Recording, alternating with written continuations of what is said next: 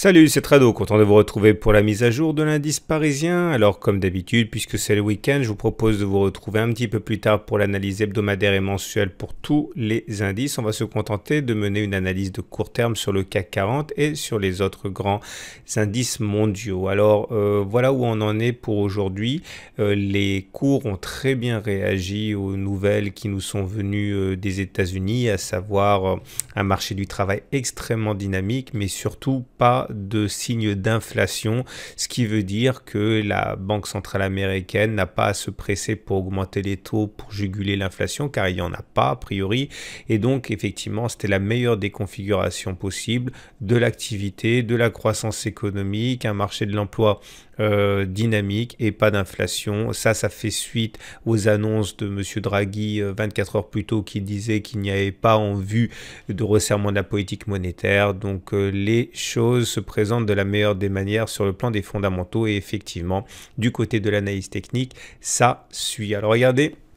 En données journalières, il semble effectivement que de manière assez anticipée, mais quand même le triangle ici ascendant droit en bleu tienne la corde pour encadrer l'évolution des cours. En tout cas, tant que l'on ne s'extrait pas par le bas de ce triangle, je maintiendrai que l'objectif a priori maintenant est d'aller chercher un contact avec le haut du triangle, aux alentours de 5350, 5360. Je vais tout de suite faire le vide dans le graphe parce que ça sert à rien non plus de s'encombrer avec des choses qui ne servent pas à grand chose. Vous voyez la M7 et la M20, on aurait pu avoir un signal fort s'il y avait eu un non-croisement haussier, on aurait pu avoir un signal fort si on avait eu un croisement fort baissier. Là on a eu ni l'un ni l'autre. On voit que les moyennes mobiles commencent à perdre de leur acuité et c'est tout à fait symptomatique d'une tendance neutre dans une figure de congestion. Donc vous l'aurez compris, on va les enlever, ça ne sert plus à rien. De la même manière que le SAR et les super trends, lorsque on est en train de faire une latéralisation, c'est plus source de nuisance et de faux signaux qu'autre chose, donc on les enlève et on se retrouve avec un graphe extrêmement dépouillé maintenant qui sera l'alpha et l'oméga des analyses à venir, à savoir un nuage à plat, signe de tendance neutre, considérant le fait qu'on soit dans un triangle ascendant, on est dans une figure de congestion. Donc on retiendra surtout que on a une oblique ascendante à passer ici, c'est celle qui nous a bloqué net, c'était le 9 mars, c'était donc hier, mais également lors de la précédente bougie de contact, à savoir le 28 février. On pouvait tracer cette oblique en fait déjà depuis le 27 février et on considérera donc que si on passe cette oblique ascendante noire, eh bien la voie sera plus ou moins dégagée pour aller chercher le haut du triangle. À noter quand même qu'on va avoir des difficultés qui sont en fait ces plats de Kijun qui se promènent. Vous savez, dans l'Ishimoku, on a des courbes qui font support et résistance, mais on a également tous les plats qui, dans leur prolongement, font support et résistance. Autrement dit, là, vous avez un plat de Kijun. Ça veut dire que dans le prolongement, ici, aux alentours de 5309, vous allez avoir une résistance.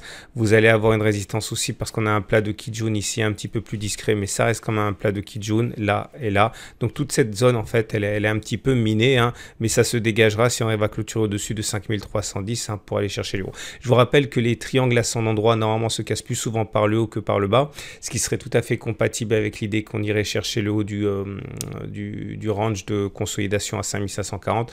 On y reviendra un petit peu plus tard, mais retenez que là, voilà, entre l'oblique descendante et les plats de Kijun, les extensions de plats de Kijun, on a un terrain qui est assez difficile, assez accidenté entre 5275 et 5312. Après, c'est relativement libre jusqu'à 5364. Alors, les indicateurs techniques, c'est pareil, on va plus les suivre parce que quand on est dans une période de congestion, ils donnent des faux signaux. Là, effectivement, le MACD au-dessus de son signal, ça pourrait être interprété comme un signe positif, mais d'une part, le momentum ne confirme pas puisqu'on est en dessous de 0. Le RSI est tout juste au-dessus de 50, mais encore une fois, par construction, ces indicateurs sont un petit peu mous, un petit peu en retard.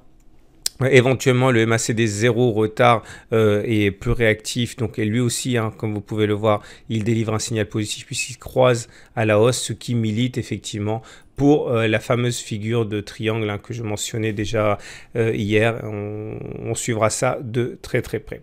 Voilà ce qu'on pouvait dire pour le CAC 40. Alors je vous montre tout de suite Les autres marchés, pas grand-chose, hein. On est dans des configurations très similaires sur le DAX avec une différence près, c'est qu'on a déjà réussi à se débarrasser de cette oblique ici noir, hein, c'est depuis 2 séances, mais là le problème il a été tout autre. Le problème il a été que les cours ont rencontré vendredi la Kijun, hein, qui de par sa pente très baissière joue un rôle très important, hein, pour bloquer l'ascension des cours. Si en plus eh bien, on remarque qu'il y avait un gap ici, il ne faut pas s'étonner à ce que le CAC 40 ne réagisse que très modérément aux bonnes nouvelles américaines avec une clôture à l'équilibre tout juste. Si on arrive à se débarrasser de ce gap, on aurait les coups des franges pour aller chercher les 12 584, mais il faudra déjà clôturer au-dessus du gap, au-dessus de la Kijun. La tendance est neutre, de toute manière, vous voyez le nuage il est à plat. Regardez également, alors on me dira oui mais elle n'est pas complètement à plat, il descend un petit peu, en fait c'est la SSA qui descend, la SSB elle est plutôt à plat, hein. Et puis surtout on est sur un support ici à 11 870 qui a vraiment joué, qui a fait ses preuves et qui de toute manière tant qu'il tiendra on ne pourra pas parler de véritable tendance baissière pour le DAX. Pour le Belvin, c'est la même chose. On a une oblique descendante qui, elle, a été franchie également, mais la Kijun également a été franchie. Donc là aussi, hein, c'est le scénario d'une tendance neutre qui est maintenant avérée avec ce nuage qui est plat maintenant depuis de très nombreuses semaines. Un contact avec les 4018 semble totalement probable. Et pour terminer, regardez le Dow Jones ici. Alors le Dow Jones qui nous gratifie également d'une séance très encourageante avec près de 1,8% au compteur. On n'a pas réussi pour l'instant à franchir l'oblique descendante qui est ici, qui recueillera les cours aux alentours de 25 430 dès lundi, mais la tendance demeure neutre avec ce nuage qui est complètement à plat. Donc on est parti, hein, vraiment, autant se le dire, pour des semaines à mon avis de latéralisation. On ne retrouvera pas de véritable dynamique avant pas mal de temps. Voilà, je vous souhaite une très bonne journée et je vous dis cette semaine, hein, enfin ce week-end pour l'analyse de moyen terme.